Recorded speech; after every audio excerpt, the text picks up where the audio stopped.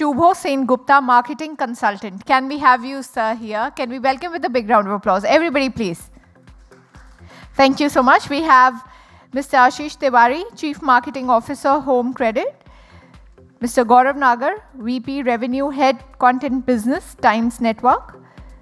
Mr. Shushrut Pant, Head Marketing, Shree Cement. Mr. Utsav Malhotra, Chief Operating Officer, Noise. Hello, can we give them a big round of applause, please?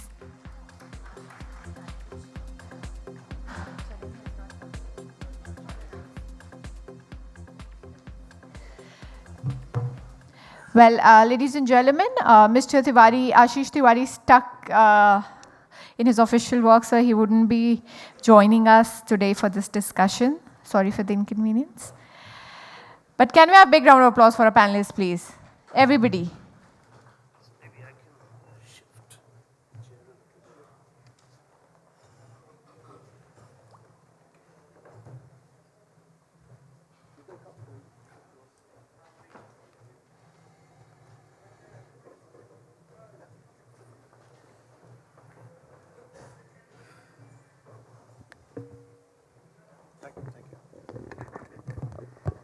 Should we start? Okay. Hi, my name is Shubho Sengupta. Very happy to be here. And, we are running a little late, and I'm very happy because I got stuck in really bad traffic. Delhi's gridlocked today. It took I don't know, about 2.5 hours to get here. And I also took some wrong turns. Anyway, long story. So very happy to be here, and I'll just ask my co-panelists to introduce themselves. And I know a little bit about you. We've been chatting in the group, but if you can just say a few words about who you are and where you're from and so on. Sure. Yeah. So I'm from the Times Network, Vice President Sales, dwelling into branded content. Okay, wonderful. Go ahead. Yeah, I'm Sushrut. I head marketing for Shree Cement. Okay. So you've got cement, we've got branded content, and my background is advertising in the last century. You can make out by the color of my hair. And, then I kind of got into digital about 15 years back. I've been there since. Currently, I work for the government. I work in something called DOPT, which is, broadly speaking, capacity building for government officers, which is training. It used to be called training. So I had marketing and communications for Karma Yogi Bharat, it's called. It's a new SPV, it's like a Section 8 company. And it's kind of, it's a PM's pet project, you could say. So, that's what we do. It's a learning architecture kind of thing for the government. And wonderful to have you with us, gentlemen. Okay, so we'll kind of start off. It's unfortunate someone is stuck in office. We'll miss him.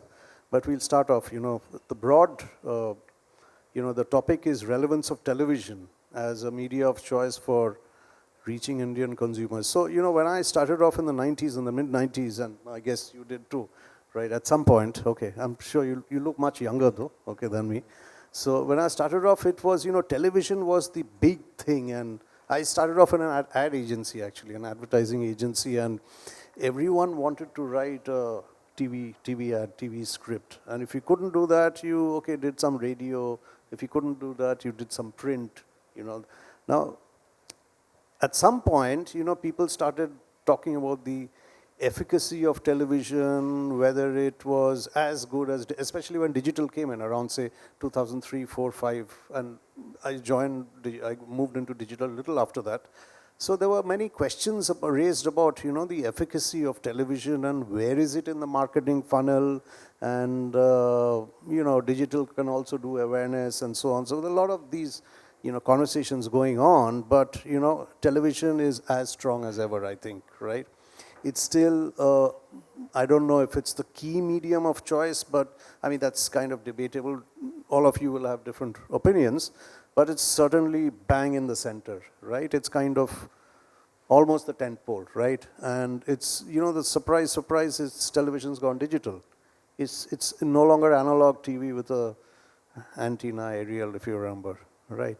So, I'll just ask you to, share your broad thoughts on, let's start with key trends that you observed in the last year, 2023. What were the broad key trends? What were the, you can, expand on it a little bit if you want. Okay, but what are the sectors that did well? BFSI debuted, I think, in the top 10, right? Exactly. And being where you are in the, in the Times network, which is, a very key driver of television and all mediums actually, okay, in the last 10, 15, 20 years, right? If you can just start the discussion. So, Shubho, the last year has been phenomenal for BFSI. So, 57 IPOs coming in. And of course, as a media entity, we understand what it takes to be listed. So, a journey begins 4-5 years earlier. You need to get the brand known. You need to get the people behind the brand known. And this is where media comes in very, very strongly.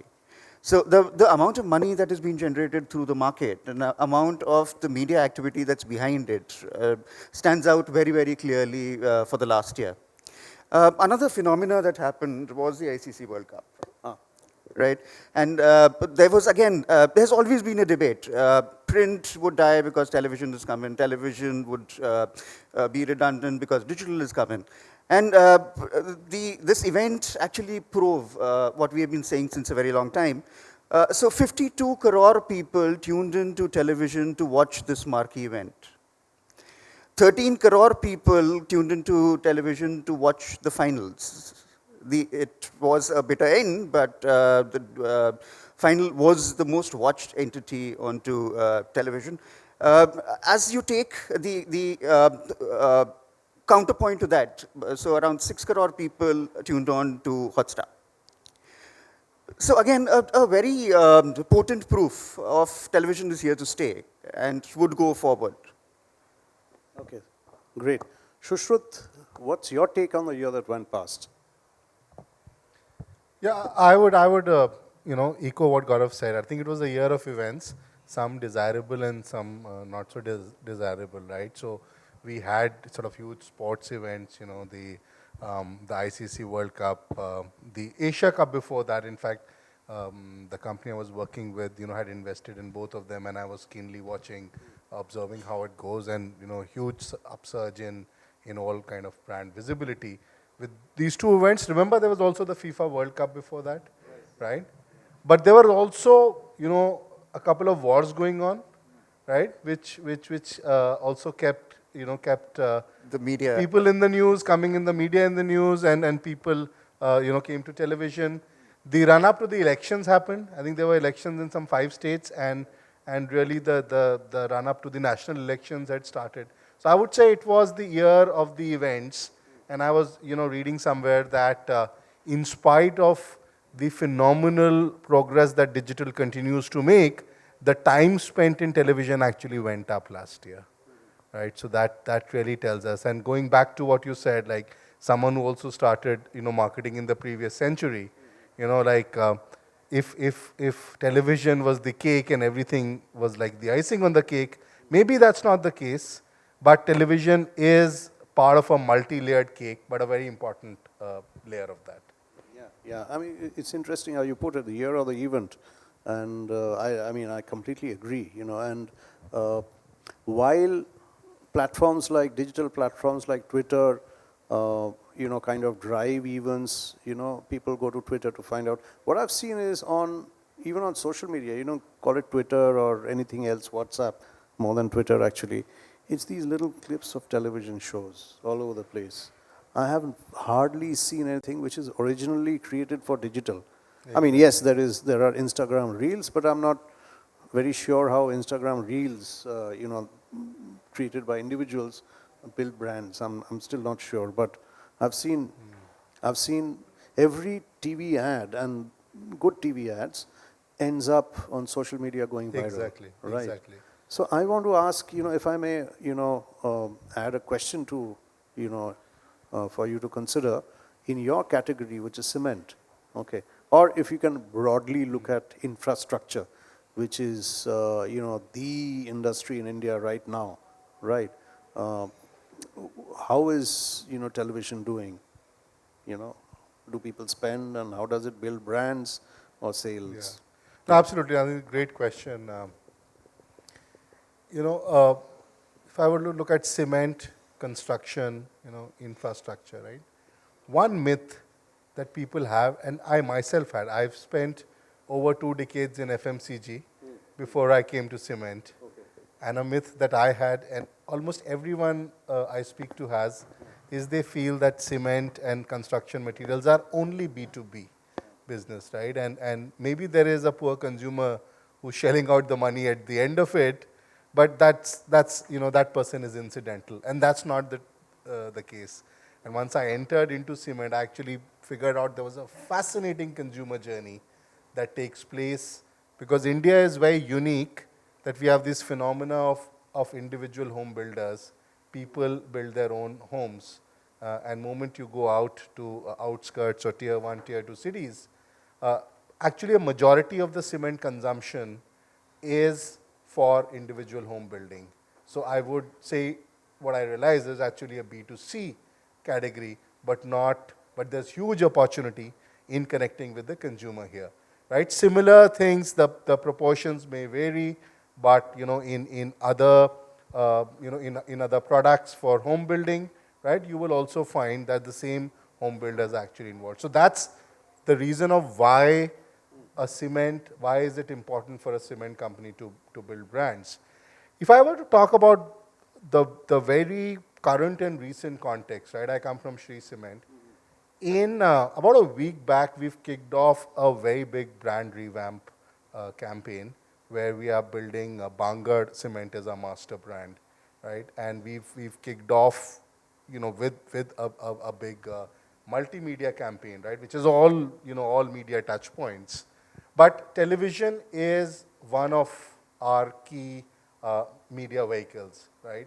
And as I reflect on what are the things that television does for us, specifically as a cement brand, a brand that is revamping, right? And there are three things.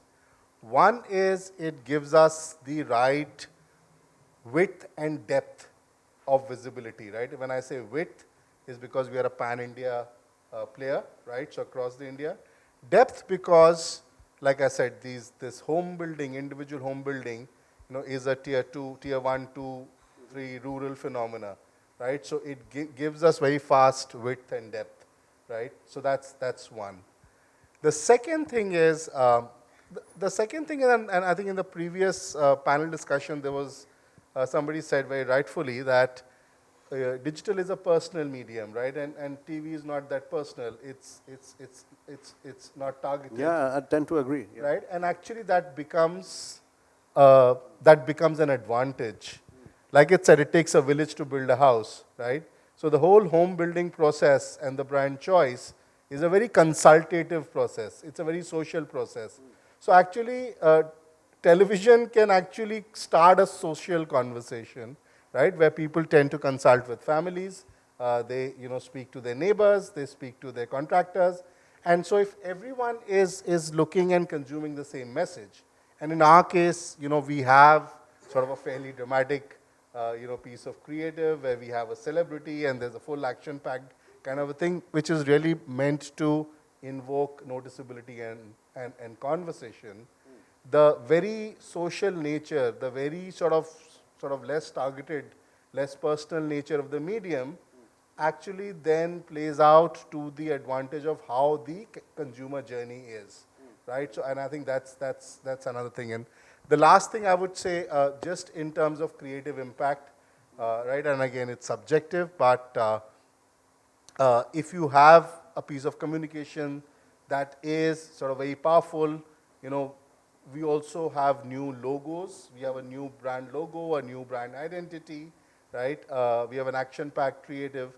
Again, the biggest screen that we can show it to the consumer in, the better the creative impact. Right. So these are some of the reasons. Having said that, there are caveats and there are limitations to television, But specifically from the cement industry point of view and from our brand point of view, these are some advantages of television. Okay, well, it's pretty insightful. So, Gaurav, I want to ask you about 2024. Let's move on to 2024. BFSI, as you mentioned, and there's F&B also. F&B has always been a huge spender, right? I was reading, I think this morning, between Hindustan Lever and, I don't know, something else, they essentially gather build about up the addicts. 50% of TV spends. Yeah. Now tell me, what are the new categories that have come in recently, and in your opinion, they will, really flower, really bloom in 2024? See, Shubha, 2024 majorly would be off on the elections. Of course. So you have all the brands coming in and participating. See, with a 900 million reach, any brand who wants to reach out to a larger audiences would come in onto this medium. And we have historically seen that this is a growing medium. You have a 34% growth between 2015 to 2023, and this includes the COVID period. So you have increase here. On the brands, I think auto would make a huge comeback. You have a lot of brands, brand launches lined up. So that will be a category to watch for. E-commerce does extremely well for us. So that is one category that is digital based but uses television to fill up the top of the funnel. Yeah. So yeah. that's interesting phenomena. Right. Apart from that, yes, FMCG would rule the volume game. So that would be there. But the bandwagon would be the general elections. So that's a big pivotal point that we have for the coming year. Any smaller, newer categories? See, with the Hindi launch that we had, and we have 2 channels now in Hindi, Times Nana Bharat and ET Now Swadesh, the phenomena that we're seeing is more and more SMEs are coming in. Okay. So, of course, they are in the journey that they are going on from a SME to a MSME to the listing journey. And they understand the power of the sheer reach of this medium. And that's why they're leveraging this. So you would see a lot of Times Now and Bharat advertisers coming in from a SME background. So that's something that is happening because of the sheer launch in another language. So I think this year would again be very strong on the SME front with the kind of revival and the government push that is coming in. What about EdTech and these newer categories? EdTech is under a bit of a cloud right now, but still. EdTech was huge for us about 2 years back. It was actually COVID that pushed in the headwinds onto the EdTech category. But yes, they have had their own problems, the funding winter, so they're lying quiet right now. And basically, they're on to K-12.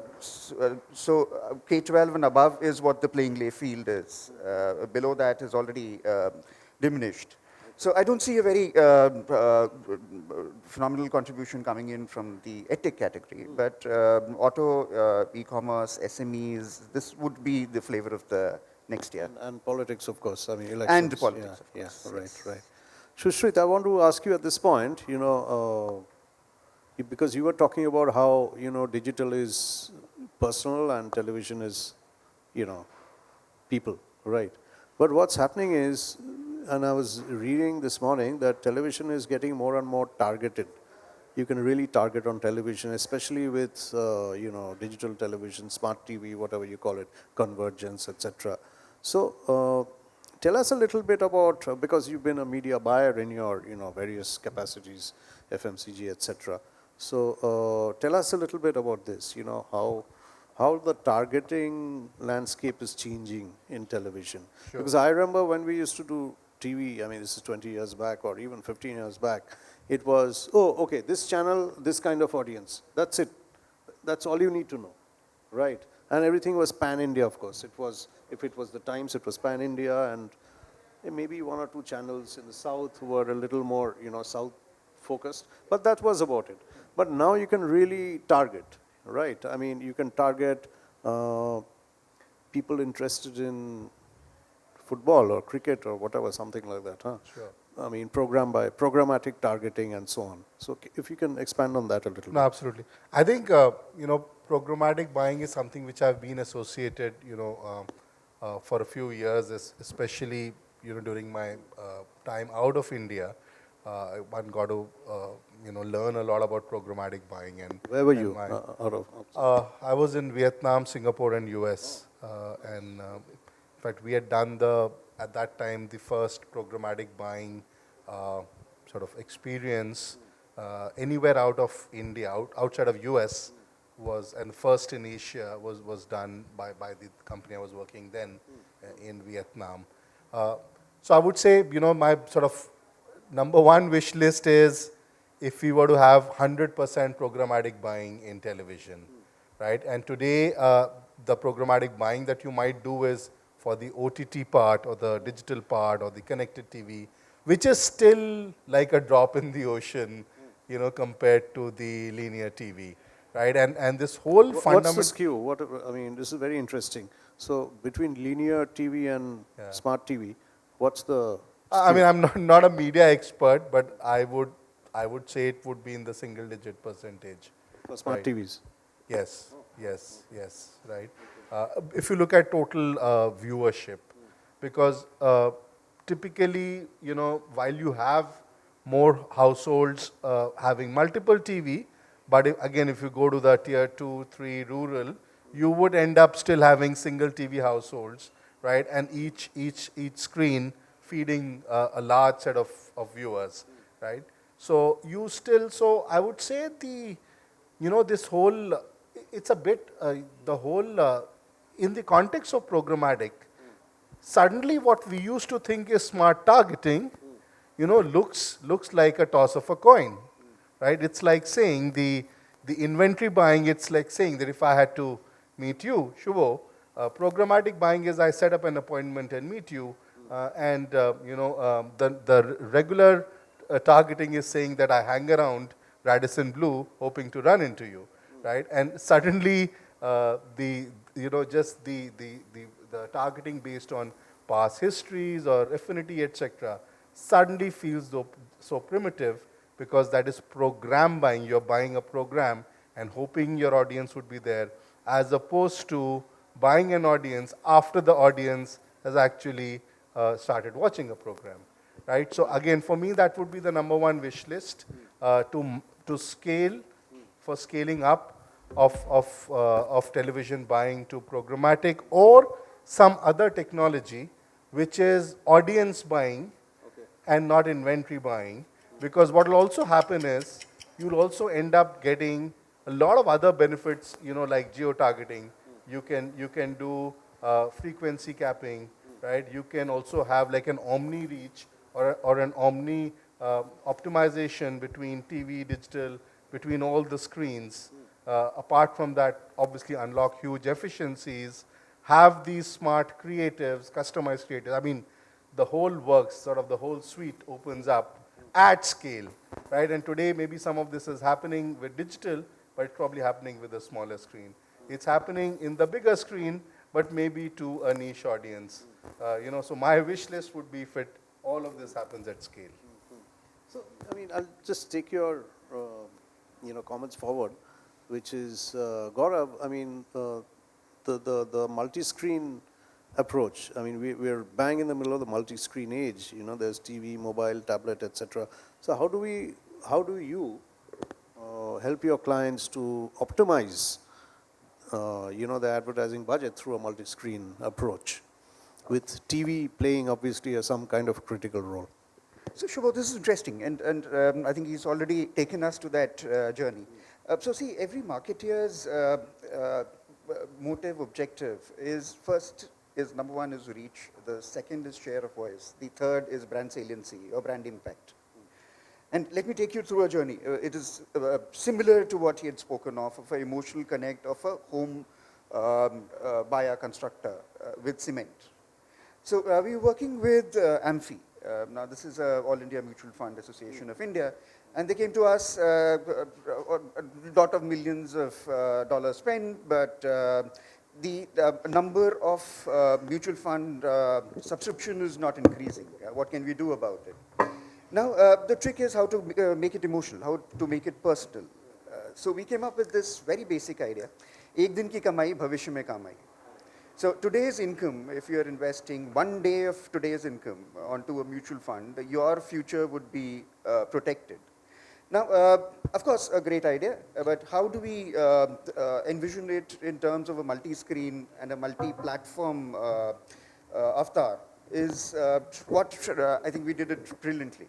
So imagine a scenario wherein we launch in with the on-ground where the government himself, Piyush Goyal himself, comes in and signs the first pledge that I'm ready to put in my 1 day's income onto mutual funds. 270 camps launched all over India, 80 cities, taking this message onto very small cohorts. So you have the Swiggy's, the delivery system, you have Lichat Papad, the women-centric, you have corporates, you have B schools. So a very mass outreach that happens. Now, where does the promotion of this happen? Is a combination of television and digital. So you have a multi-screen entity there, and the digital has a very interesting and a much more potent role to play. Because at that time, we launched a nationwide pledge. Okay. And this was editorially driven, promoted on digital, that if you agree, put in your phone number and your email ID and complete this pledge. What it did was that it created one of the first the cookies that we were talking about in the industry. The journey was in the first 62 days, we had crossed 1 million pledges. And that is a database that Amphi has to reach out to people who have exceeded to be reached out to. So that is where the phenomena plays. So as you said, television, our content going on to social media, 90% of the content, the video content that you see on social media is television content. At the end of the day, you have connected TV at the other end. So it is unison. It is one idea going across screens and creating that impact that every marketeer looks for. So I'll ask you to expand a little bit, Gaurav, because I come from, I mean, at least I started off in creative many, many years back. So how do you take a big idea, okay, and like you're saying, you split it into different parts. So what does TV do? And what does, your phone do? I mean, how do you take the same idea forward seamlessly like a thread through these different screens? Okay. And I mean, we all started off with the, the marketing funnel, awareness on the top and then engagement and so on. And that's kind of changed. There's flywheel, there's influencer marketing, there are all these new terms on the table. Some of them are just buzzwords and a little more than that. But so how do you advise your clients, help your clients figure out what role which screen plays, keeping the central proposition in place? So Shubha, as a brand advisor, as a brand propagator, our role is to understand what is the pain point of the client and come up with solutions, right?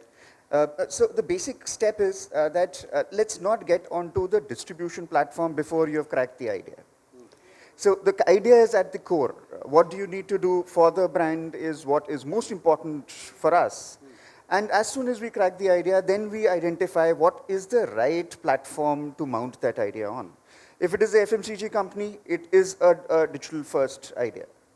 So we are not running away from the fact that some kind of a customization on digital is also required. If it is a BFSI or infra company. Can you, sorry to interrupt, can you expand on those a little bit? You're saying if it's a FMCG, it's a digital first idea. Why? So, see, for a FMCG company, let's take an example of Perfetti, for example. So user-generated content is what their goal is. So how can you get the brand closer to the consumer on a very personal basis, right? So that is where that idea is, and we have the assets. We have Times Now, News.com as an in-house set onto the digital space. And then I would take that idea onto television from a more content piece, and then I would take it to maybe print if it is required. So you have the ecosystem covered in totality. For infra brand, for example, you have to have the base communication very, very clear when you're talking to a mass consumer set from touching their emotional chords. So, of course, building a house is once in a lifetime phenomena for an Indian. The Indian is saving for a long time to build this house, and how strong that construction needs to be is where She Cement would come in. So that is where you need brand endorsers. That is where you need pure content coming in. And the mood of the viewer is also extremely important. While on news, the viewer is coming for information.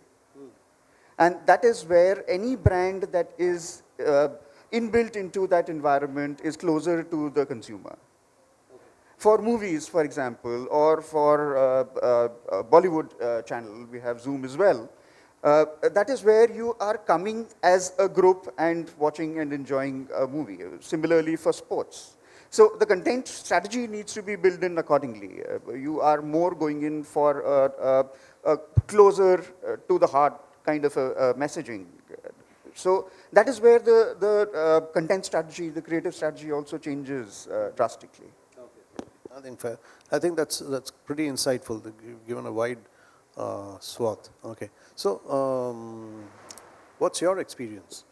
I mean, from a content perspective, how would you, if there's a big idea for your brand, Cement, or in your previous avatar in FMCGs or any geography that you've worked in, how did you split your idea onto different platforms? Because he said something very interesting. It depends. No, he said very interesting, and I want to sort of partly take that ahead. See, it all depends on the consumer journey and what is the funnel, right? Now, let me contrast two categories I work for, right? I work for fragrances and I work for cement, right? Okay.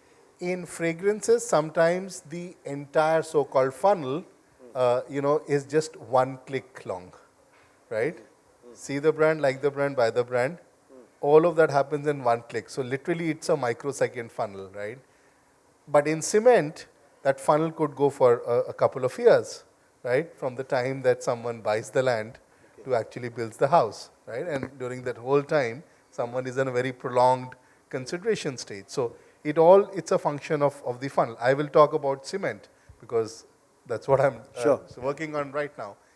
In cement, there is a journey, and it's all about sort of knowing that journey in its nuances. But broadly, there is a journey which starts with some kind of awareness, but then there is a sort of a longish engagement that the consumer has through word of mouth, and word of mouth is very important. Getting word of mouth from different sources, call that the consideration stage, right? And then there is this whole thing of checking prices and finding the right quality. So each of those stages are fairly detailed and have a lot of human interaction, right? In this context, for us, therefore, two things become important. One is to make sure that there is a lot of talkability about what you do, right? Because consumers try and find out market mein kya chal raha hai, right? And market mein kya chal raha hai, a lot of it is perceptual, right? It's all a perception, right? So a good content strategy creates that perception, right? Which is where the top of the funnel, media like television comes into the picture. But then there is a whole lead generation part to it, right? From where you figure out the interest, and that is where your other mediums like digital needs to come in to then convert the awareness to a lead, right? Plus, what's very interesting is that there is a huge human network, right? So we have sort of literally lakhs of contractors, dealers, our own salespeople on the ground who are also generating leads, who are also addressing leads. So we also get this whole data from the human network, which also then comes in, and together that becomes sort of our sort of lead pool, and then through the lead pool, we convert both sort of digitally as well as through the human network, right? So there are stages. It's just that, funnel sounds very neat, gets very messy when it actually gets implemented in real life. But the whole idea is to make sure that you have a highly creative, highly talkable upper funnel, but a highly data-led, sort of, a highly receptive middle funnel and the distribution network to So convert. I want to ask you, there's a bell that rang. What does it mean? We've got 5 minutes left or 10 minutes left? 5 minutes, okay, all right, okay. So quickly, I want to ask you a question because he mentioned this top of funnel approach where TV was awareness and so on. So do you think television can be elsewhere in the funnel also, like directly start engaging or directly start selling in the case of perhaps e-commerce? Or is it stuck to only awareness? Awareness matlab TV, that's it, nothing else. Has it changed? So see, connected TV again would change a lot of things because you can go to and talk to that particular consumer who is conforming to that TG. But as a more holistic way the brands use us is the top of the funnel strategy. So because of the sheer reach that we have. So you talk to Can the you mass. give an idea of the television reach for our audience, for me also? So Compared to other mediums also, if you can do a comparison. Okay, so the latest BARC report is 270 million households, reaching out to 900 million audiences. When you compare it to digital, it is around 450 million. So those are the top. So that's about double. That's what, yeah. That's a sheer reach, and the reach would always be used at the top of the funnel. But at the same time, again, content comes in and fills in the mid of the funnel also. When you're making the final decision to buy the product, and it is at that time that I take the brand closer to the EQ of the consumer. We get the brand known to the consumer, the various facets detailed, what are the advantages of that brand, and who are the people behind that brand. So these are the pillars that we leverage to take care of the mid of the funnel. And that is where we leave it on to the marketeers and the experts to complete the journey to the buying decision. Okay, we'll end with one question, which is A for analytics. You know, I'm a digital guy, I mean, whatever, integrated guy, so at some point I love asking, what are the sort of analytics that you look for? I mean, first of all, look for that are possible with television, you know, a dashboard, marketing dashboard. And what are the metrics that you look for? Is it only reach or is it something else also? Yeah.